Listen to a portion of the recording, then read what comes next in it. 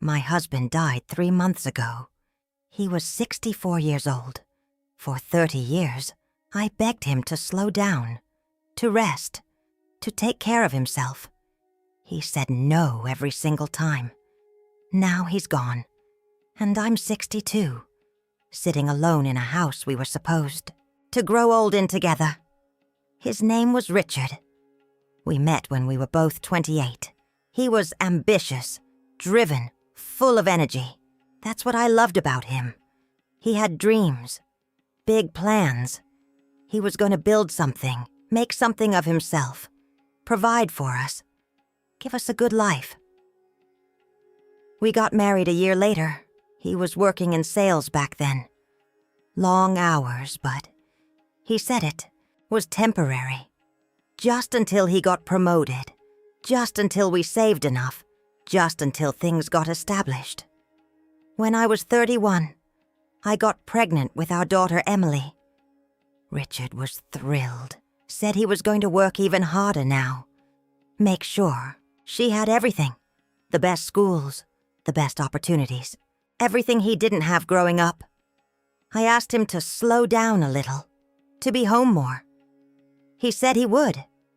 After the promotion, after we bought a house, after things settled down, they never settled down. Emily was born, and Richard missed it. He was at a work conference 3 states away. I called him when I went into labor. He said he'd try to catch a flight. He didn't make it in time. He met his daughter when she was 8 hours old. He apologized, promised it wouldn't happen again, promised he'd be more present. But the pattern was already set. He got the promotion when Emily was 2.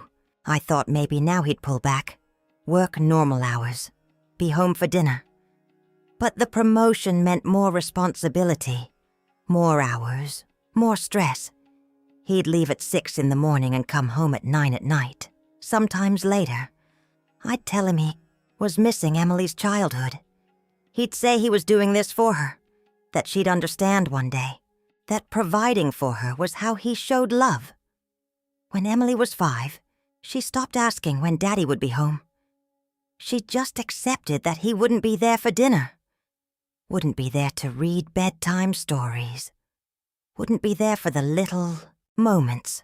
Richard noticed. It bothered him, but not enough to change anything. He'd come home late, look in on her sleeping, and promise himself he'd make it up to her on the weekend. But weekends meant catching up on work, returning calls, checking emails. I started asking him to see a doctor around this time. He was only 38, but he looked exhausted. Dark circles under his eyes, gaining weight because he ate poorly, and never exercised, always stressed, always tired. He said he was fine, that he just needed to get through this busy season. Then he'd take better care of himself. The busy season never ended. When Emily was 7, Richard had his first health scare, chest pains at work. His colleagues called an ambulance. I met him at the hospital, terrified. The doctors ran tests, said it wasn't a heart attack, just severe anxiety and stress. Told him he needed to make lifestyle changes. Less stress, better diet, exercise, more sleep.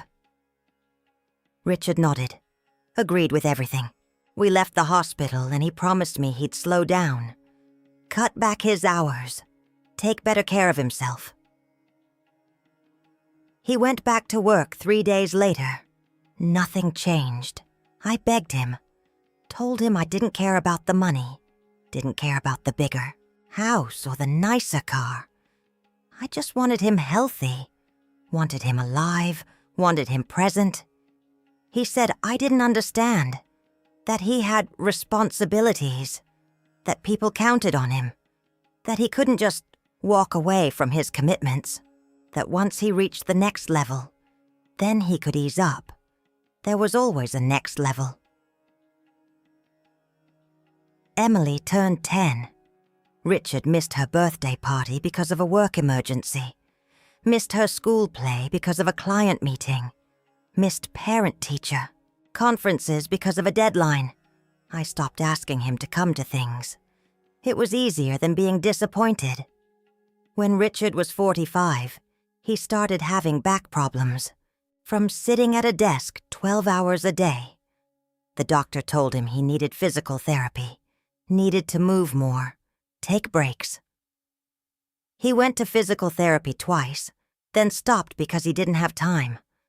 I watched him pop painkillers every morning, just to get through the day. Watched him come home and collapse on the couch, too exhausted to even talk. Watched him age faster than he should have. I asked him what we were doing this for. What was the point of all this money, all this success, if he was killing himself to get it? He said I was being dramatic, that he was fine, that lots of people worked hard, that this was just what men do. They provide, they sacrifice, they work. Emily was 12 when she stopped trying to connect with her father. She'd given up. He'd missed too many events, broken too many promises.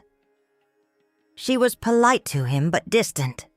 She'd found other role models, her teachers, her friends' parents, anyone but him. Richard noticed, but he was too tired to fight it. He'd tell himself he'd fix it later. When work slowed down, when he had more time. When Emily turned 16, she asked me why I stayed with him. Said it seemed like we were just roommates who barely saw each other. I didn't have a good answer. I loved him. Or I loved who he used to be. I kept hoping he'd change, that he'd wake up one day and realize what he was missing. He never did. Richard was 50 when he got diagnosed with high blood pressure, then high cholesterol, then pre-diabetes.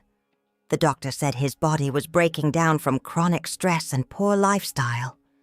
Said if he didn't make serious changes, he was heading for a heart attack or stroke. Richard started taking medications, but he didn't change anything else. He said the pills would handle it, that he didn't need to slow down. I knew better.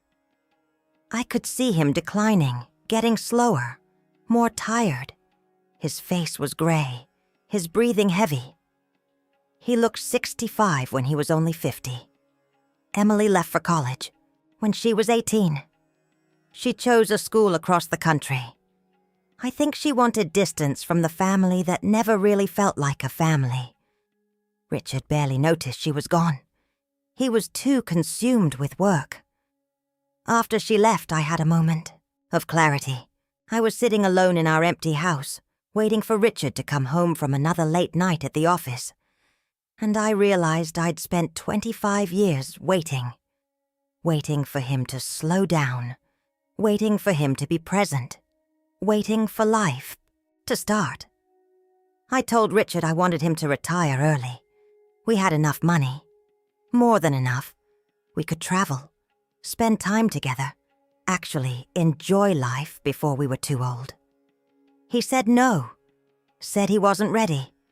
That work gave him purpose. That he'd retire at 65 like everyone else. He didn't make it to 65. When Richard turned 60, his company offered him a retirement package. They were restructuring.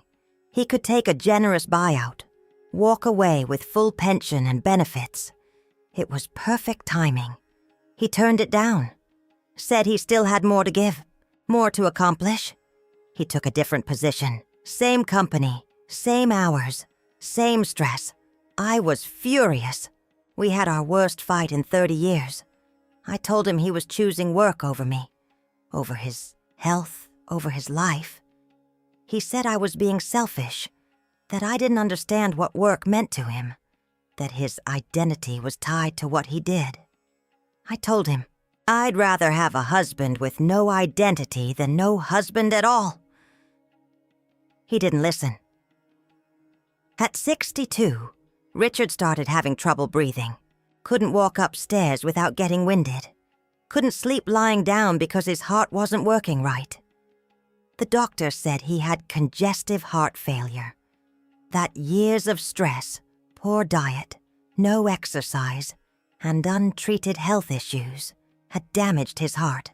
The doctor said he needed to stop working immediately, that his body couldn't handle the stress anymore, that he was in serious danger. Richard said he'd cut back, work from home a few days a week, reduce his hours. But he wouldn't quit. Couldn't quit. He lasted 2 more years. 2 years of watching him struggle to breathe, watching him take dozens of pills every day, watching him too weak to do basic things. But still, he worked, still took calls, still checked emails, still acted like he was indispensable. 3 months ago, Richard collapsed at his desk. His assistant found him, called an ambulance. By the time I got to the hospital, he was already gone. Massive heart attack. The doctor said it was quick. Said he probably didn't suffer much, but he did suffer. He suffered for 30 years. He just called it ambition instead of suffering. At his funeral, his colleagues talked about what a dedicated employee he was, how he never missed a deadline, how committed he was to the company, how he gave everything to his work. I wanted to scream at them. He gave everything to his work and nothing to his life, nothing to his daughter, nothing to me, nothing to himself. Emily spoke at the funeral. She talked about how she wished she'd known her father better, how she wished he'd been there more, how she had more memories of his absence than his presence. She wasn't angry, just sad. Sad about what could have been but never was. After everyone left, I sat alone in our house. The house we bought 30 years ago. The house that was supposed to be filled with family and memories and life. Instead, it was just filled with stuff. Expensive stuff. Nice furniture. Big television. All the things Richard worked so hard to buy. None of it matters now. None of it was worth it. I found myself looking through old photos. There aren't many of Richard with Emily. He was always working when photos were being taken. There are even fewer of Richard and me together. We stopped taking photos at some point. Stopped marking occasions. Stopped celebrating. We were supposed to retire together, travel to Italy, visit Australia, see all the places we talked about when we were young. We were supposed to spend our 60s enjoying the life we'd built. Instead, I'm spending my 60s alone, realizing we never actually built a life. We just built a career. And now, even, that's gone. Emily called me last week, asked how I was doing. I told her the truth. I'm angry. I'm heartbroken. I'm full of regret. Not regret about our marriage, but regret that I didn't fight harder. That I didn't give Richard an ultimatum. That I didn't force him to choose. Emily said it wouldn't have mattered. That Dad was always going to choose work. That it was who he was. Maybe she's right. But maybe if I'd been stronger, louder, more insistent, he'd still be alive.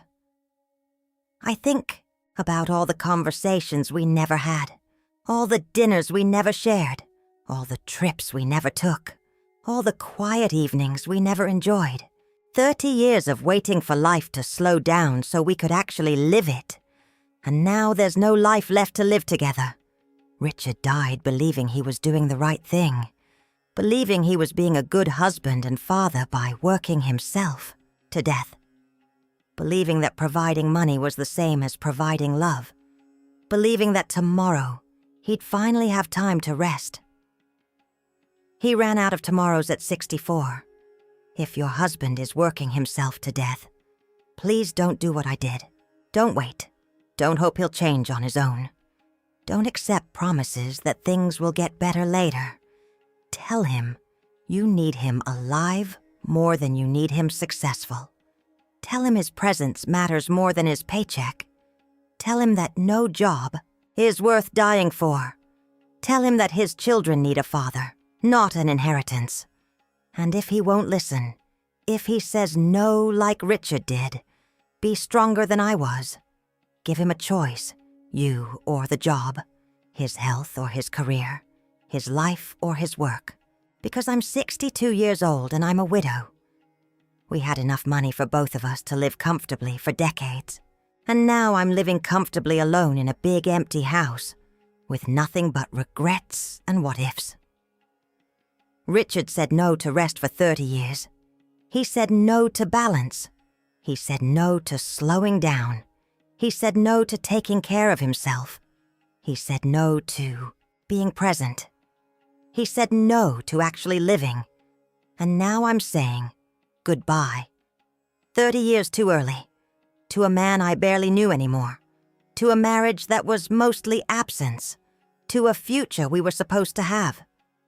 He worked himself to death at 64, and I'll spend the rest of my life wishing I'd fought harder to stop him.